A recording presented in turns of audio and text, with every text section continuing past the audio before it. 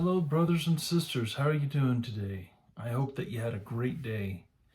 Welcome to my channel. My name is Kevin, and I am an elder in Israel. If you remember in the last chapter of Alma, chapter 9, Alma gave a very stirring discourse on Christ. We read many great things. And people were reviling against him because he was one person. And they didn't like that. And so they were getting ready to cast him out when Amulek stepped forward. Now, Amulek starts off by giving a brief synopsis of who he is. And a brief genealogy. He doesn't go into great detail. And that's one thing I like. The genealogies in the Bible are just mind-numbing. Says here, I am Amulek, the son of Gedonah, who was the son of Ishmael, who was the descendant of Amminadai, and it was that same Amminadai who interpreted the writings of which was upon the wall of the temple, which was written by the finger of God. Now, this writing is not to be confused with Daniel chapter 5 in the Old Testament. When I was reading the Book of Mormon, it says one of the earliest readings, I read that and I'm like, wait a second, I saw the same thing in Daniel. And I had seen many videos. And they're not the same event. So, but he continues, he says, and Amminadai was a descendant of Nephi, who was the son of Lehi, who came out of Egypt, who is a descendant of Manasseh, who is the son of Joseph, who was sold into Egypt by the hands of his brethren. So he gives a brief history about his ancestry. And the point is, I'm not sure why he does it, but he does. But it gives us some events that were not, an event that was not mentioned in the Book of Mormon that for some reason Mormon didn't include. Now he talks about himself. Not the vain way, but just informational. He says, I am also a man of no small reputation among all those who know me. Yea, behold, I have many kindred and friends, and I have also acquired much riches by the hand of my industry. And unfortunately, he never tells us what his industry is. He says, nevertheless, after all this, I never have known much of the ways of the Lord and his mysteries and marvelous powers. I said never had known much of these things, but behold, I mistake. He's correcting himself. And now we get to know what kind of man Amulek was. He says, I have seen much of his mysteries and marvelous powers, yea, even in the preservation. Why can't I talk this morning? Preservation of the lives of his people. Nevertheless, I did harden my heart, for I was called many times, and I would not hear. Therefore I knew concerning these things. Yet I would not know. Therefore, I went on rebelling against God in the wickedness of my heart, even until the 4th day of this 7th month, which is in the 10th year of the reign of Judges. Now, he's going to give an account of a journey that he was having. He says, and I was journeying to see a very near kindred, but an angel appeared unto him. So He's traveling. An angel appears to him and tells him that a holy man who has been fasting many days is he's supposed to take him and treat him in his home and bless, and he will bless his house. So he does. He went forth and he found Alma, and Alma approached him. So we see from Alma's story and Amulek's story that God works things to his benefit. There is no coincidence when it comes to the Lord. And so he brings him into his house. He blesses his family. And then Amulek, since he stood, people are amazed. The fact that there's more than one person, there's two witnesses. Remember, two witnesses.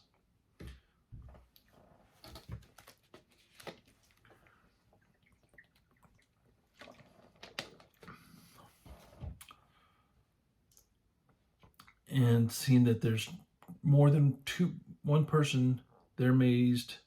And I think many of them are starting to get their heart touched on what he's teaching.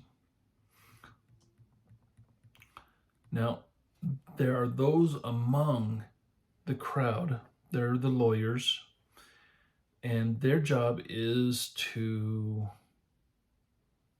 defend or persecute those that are going to, in front of the judge, just like our judges today. And just like our lawyers today, they are crafty in the way of talking. They know how to word things just right. And they were actually hoping to set up a trial or catch Amulek in what he's teaching.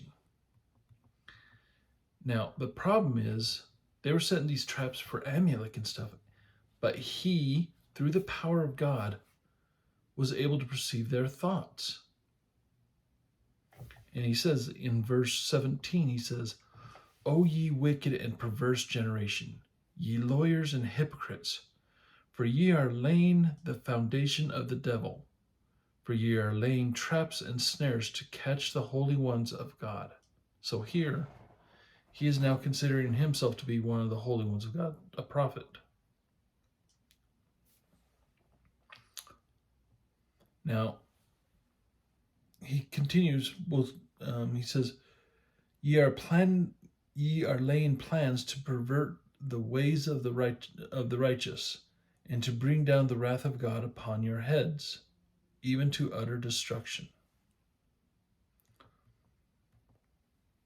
And then he talks about Mosiah. He says that the last king had set up a system that was by the voice of their own people. And then he points out here in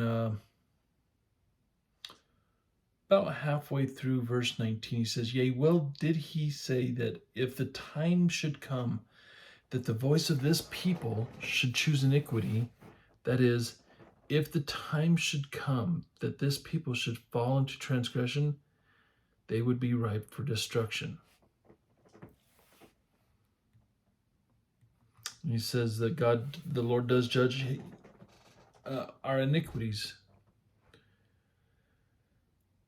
And then he says that by the voice of the angels, I will come down among my people with equity and justice in my hands.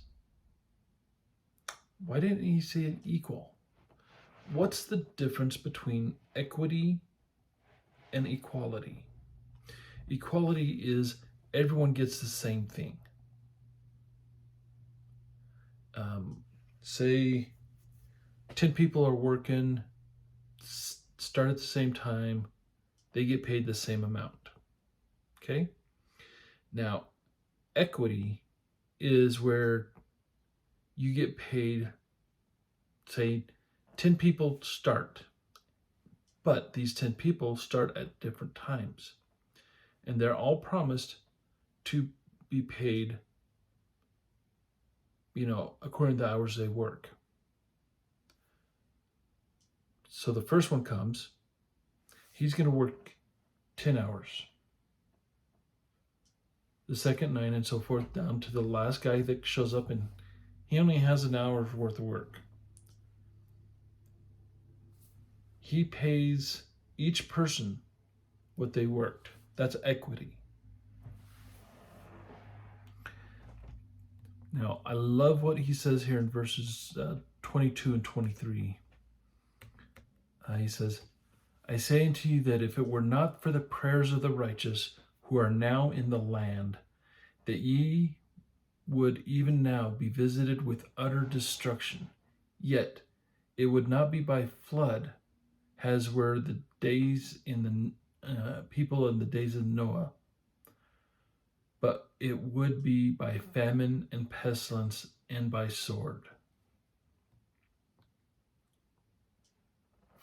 Now, he continues on talking about how the prayers of the righteous is the reason why they are spared.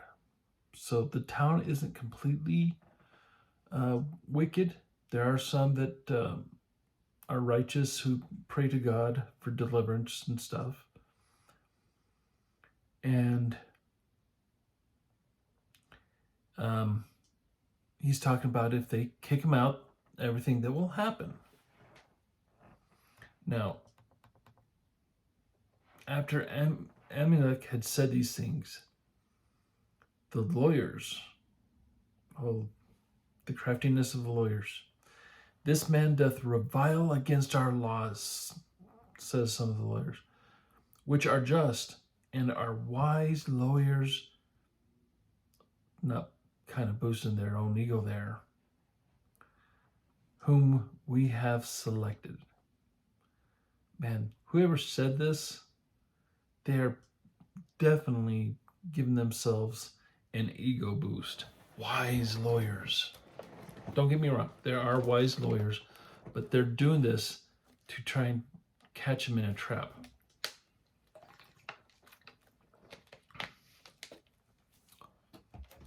And then Amulek, he knows their thoughts. And he says, O ye wicked and perverse generations, why doth Satan got such great hold upon your hearts? Why will ye yield up yourselves unto that he may have power over you to blind your eyes, that you will not understand the words which are spoken, according to the truths? We see this even today. We have seen many people who are out to seek to destroy the church. They are blinded by Satan to think they are doing God's bidding by attacking the church. They are blind to the truths of the scriptures, of the Book of Mormon, of the fact that we have modern prophets. And then he goes into verse 27 and says that the foundation of destruction of this people is beginning to be laid by the unrighteousness of your lawyers and your judges.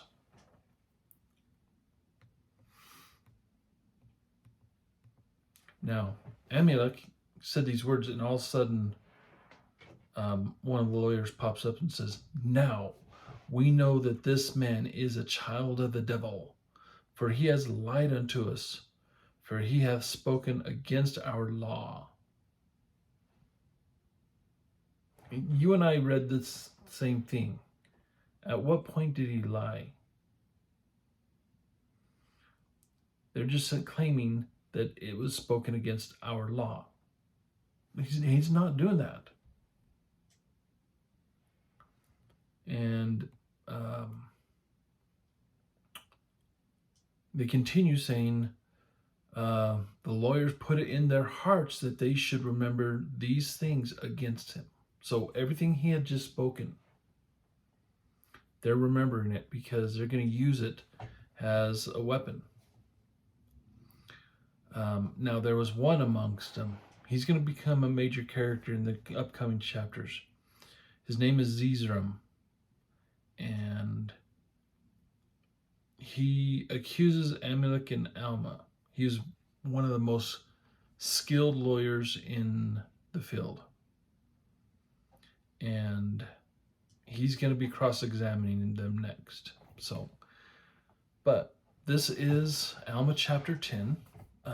I'm trying to do less reading and more commentary. I'm guessing it's becoming better now. Not so much as just plain out reading the scriptures. But thank you for joining me. I hope that you guys have a wonderful day and that you can, or wonderful evening, I should say, and that you get time to spend with the Lord. Open His scriptures. I do have to make an announcement, though. We have 7 new subscribers just in this last week. This has been amazing. We're now at 119 subscribers. And every day I check, I'm hoping to see it bounce up to 120. So I just ask you to share these videos so that other people can join. I know that there are people out there that will not monetize their channel because it's their right not to, and I respect them. One guy who I have a lot of respect for since starting this journey, he did a video where he said because he earns enough money, he's not going to monetize. Now, next month I am thinking about starting a new channel for gaming. I'm hoping to make it, I'm going to be learning some editing skills, and I'm hoping to make it a great channel. It will be a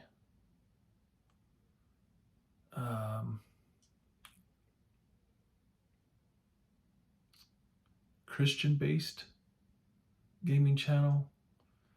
I'm hoping I'm not going to violate any laws and get in trouble, but I'm hoping to get this started.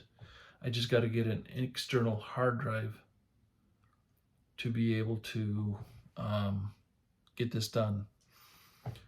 So if that channel takes off faster than this one, I will demonetize this one and use that one for my income.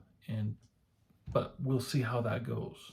There's a lot of things that I have to learn, and it may be a trial and error type thing. So I hope you guys have a wonderful evening. We will see you in the morning again. Remember that I love you guys and I do pray for you. And I hope that our walk with Christ will continue to grow. You guys have a great evening, and we'll see you tomorrow.